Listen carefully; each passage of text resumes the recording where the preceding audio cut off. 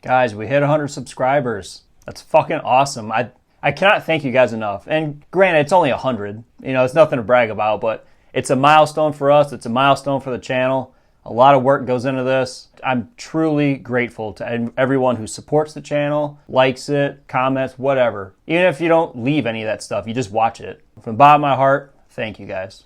The good news is your dates are here. What's the bad news? They're dead. Oh, you're so cool, Brewster! Everybody's a suspect! Hey, Ted, where the hell's Parks, bro? Don't fuck with the Chuck! Today we're going to be talking about the Belko experiment, written by James Gunn from Marvel. He dabbled a little bit in horror, so I appreciate it. Greg McLean directed it, and if you don't know that name, he's the director of Wolf Creek, which I'm going to cover one day on the channel, but that movie kicks ass as well. Like, that movie's fucking nuts. The cast for the movie is John C. McGinley, Tony Goldwyn, John Gallagher Jr., Adria Arjona, I think that's how you pronounce it, and his brother Sean Gunn's in the movie too, just like he is in every one of his movies.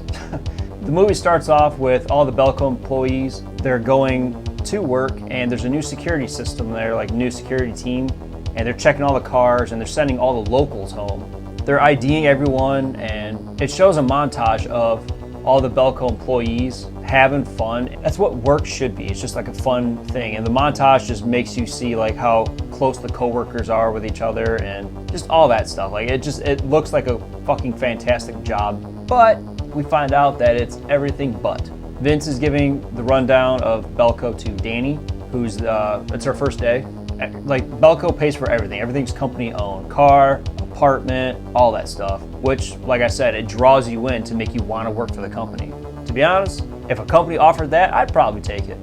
But we find out that all Belko employees have to have these tracers put in the back of their head. It claims that it's for your own protection because there's dozens and dozens and dozens of kidnappings in Bogota, Colombia, or Bogota. I don't know how I'm pronouncing it wrong or if I'm pronouncing it right. But basically what Belko is... Belko is a non-profit organization that facilitates American companies in South America in the hiring of American workers. Wendell Dukes is played by John C. McGinley, and he's very fucking like creepishly staring at Leandra. She's dating Michael Melch. He's very fucking weird in this movie.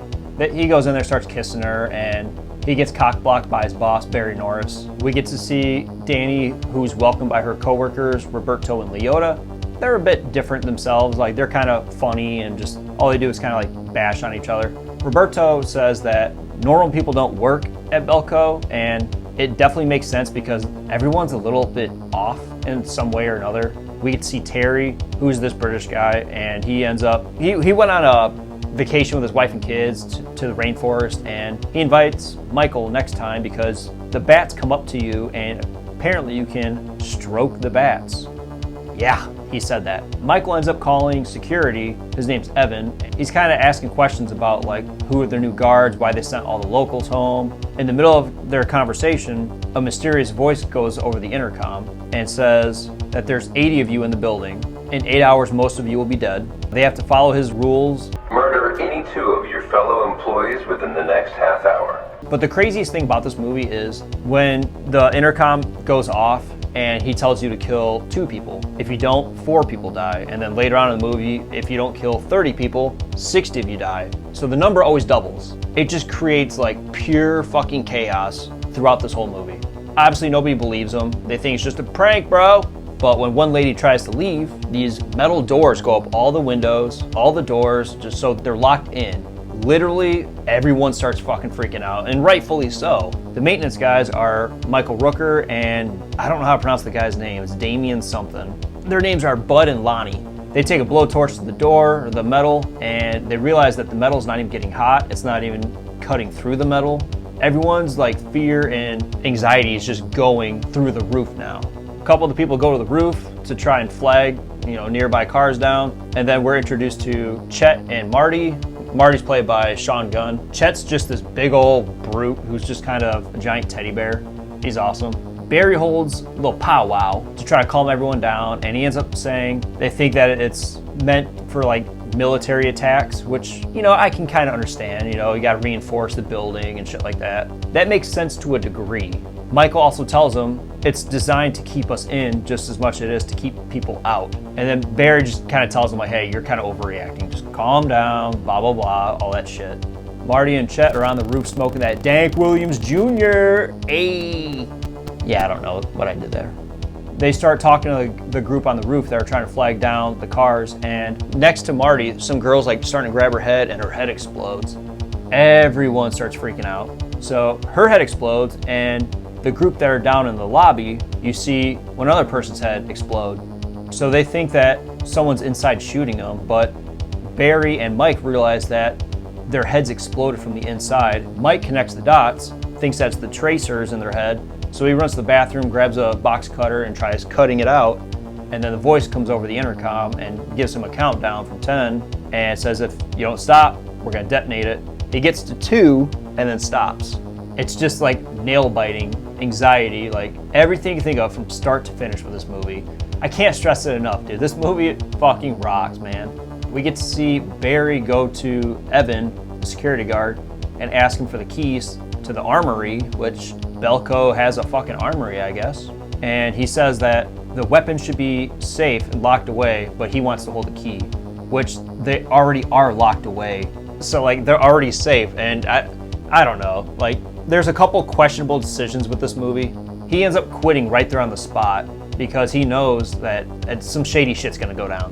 And Evan pretty much says, I'm not gonna give you the keys, but I'll give you my word, I'm not gonna give the keys to anyone. Lonnie and Bud, the maintenance guys, they go to the basement and try to kickstart the generator and maybe kind of bypass something so the walls can come down. The voice comes over the intercom again and says now that there's 76 people left in the building, you have 2 hours to kill 30 people by any means necessary, or we're gonna detonate 60 of the explosives. Everything starts going wrong from here on out. People start arming up with knives. They have a kitchen. They go get all the knives, all the weapons, anything they can really use to defend themselves. So you have half of the people hiding, half the people arming up. Lonnie is starting to wig out at this point. And like I said, rightfully so. He just watched people's heads explode. And when Bud tries to calm him down, he takes a wrench and literally indents the side of his head. He ends up killing his friend Bud, and he sees Danny hiding. He tries to calm her down, but like he ends up grabbing her. She wigs out. She pushes off, and he ends up getting stabbed through the back of the head. That part right there, you just know shit's gonna start popping off any minute. We get some good back and forth dialogue between Barry and Mike. Barry's dialogue was, if we kill 30 people, that means we could potentially save more people. And Mike's like, no, we don't have the right to fucking kill anybody. There's practical reasons for it. They're not gonna let anyone live to talk about this. So it's not gonna stop at 30. So you get like a good mixture of like their different point of views, and I understand both point of views. Unfortunately, I'm gonna have to agree with Mike. We shouldn't kill fucking anybody. It's a movie, so you already know what's gonna happen. Vince, the guy in HR, he ends up letting slip that some people would fare better than others. Barry calls him out on it. He's like, what the fuck does that mean? Vince lets slip that him and Wendell used to be special forces, so they're trained to kill. We see Marty freaking out on Chet because Chet's drinking some water from the Culligan machine, and Marty thinks that there's some psychotropic drug in there that's like messing with people. He takes the Culligan machine, dumps all the water out, and one of my favorite moments of the movie is Chet going, It's gonna get moldy! I don't know, it's just good, stupid humor that I find enjoyable. Barry ends up taking the blowtorch that the maintenance guys were using and tries to break into the armory. Mike and Evan go in there to kind of foil their plan. He ends up taking Evan's gun and shoots the tank so they can't get into the armory anymore. There's a group on the roof that try to hang banners and they're like spray painting all this stuff, and Keith, he ends up getting shot in the hand, dropping the banner. As they go back downstairs, they're attacked by Wendell, Terry, and Barry. So Wendell ends up stabbing Evan. Another one of my favorite parts, they're freaking out like he stabbed him, so he's gonna die. And then we see Wendell go. It's just, like I said, stupid, fun humor that I find funny. Everybody's put into groups. because now Barry's in control. He ends up putting everyone in groups, like people who are 60 plus years older, people who have kids 18 and under, and he's trying to establish order amidst all the chaos. He's like singling people out. You know, he grabs Mike, tells him get in line, so he's gonna shoot him for kind of undermining him. Danny comes out of hiding. She like cuts all the power off. So when Mike's about to die, lights go out and it's just literal chaos from this point on. Everyone's like running and hiding. Everyone starts killing each other and it's just like a big bottle of fuck. I don't know how else to put it. It's just straight insanity. Voice on the intercom says that they're one short and they have a 2-minute warning. So Leandra ends up taking a paper cutter blade. She ends up attacking Terry. She's about to kill Terry, his head explodes. Since they were one short, now 31 employees have to die. It just goes frantic from this point on. And you just see heads exploding left and right, left and right, left and right. The voice comes back on the intercom and says that it's the final stage, kill as many people as you can. And Wendell and Barry end up doing like a tally. You see Wendell like kill people and like Sharpie his hand with his tally. There's one cute girl that caught Barry's attention earlier on in the film. She ends up going up to him and it's like, you can have me, you can do whatever you want with me. She starts undressing. In a savage fucking move, Barry walks up to her and goes, Where's the bullet? and snaps her fucking neck. Roberto is hiding inside the elevator shaft with Danny, and Barry gets in the elevator, and as it's going up, he hears him, so he starts shooting him. Danny hops off, and Roberto gets caught. The elevator gets stuck because he's pinned, and his death is just God. We get to see Marty and Chet. They end up taking a bunch of the tracers out of people's heads, and they plan on using them as like a bomb, and they're gonna throw it at the wall and hopefully blow the wall up. But the bomb already went off in their head, so It's a good idea, right? I don't know, to me, the bomb went off in their head. The bombs are useless at this point. Maybe I'm overthinking it, but that's how I look at it. Leandra ends up getting on the intercom, telling Mike that she's on the first floor. If you're still alive, come find me. The VHS rewind moment, though, is when Leandra ends up killing Wendell with an axe, and it is fucking violent, it's brutal, it's sick as hell. We get to see Vince. He ends up making Molotov cocktails. He's throwing them inside the building. I would have lit something on fire on the roof and have the smoke go up so someone could see that there's smoke. Like I said, maybe I'm overthinking it, but that's what I would do personally. Barry ends up killing Vince. As he's throwing the Molotov cocktails, Mike and Leandra are going up the stairs, and Barry's at the top of the stairs shooting at him. Barry ends up shooting Leandra in the chest, so she ends up dying. It's just the final two people, Mike and Barry. They go at it. Mike gets the upper hand, kills the shit out of him with a fucking roll of Scotch tape. They got the heavy sand at the bottom. He's just smashing his face in repeatedly. It's so sick. The guards end up coming in, like the walls come down. They take Mike to the hangar, but Mike ended up, a couple scenes before, he took all those tracers, put them in his pocket.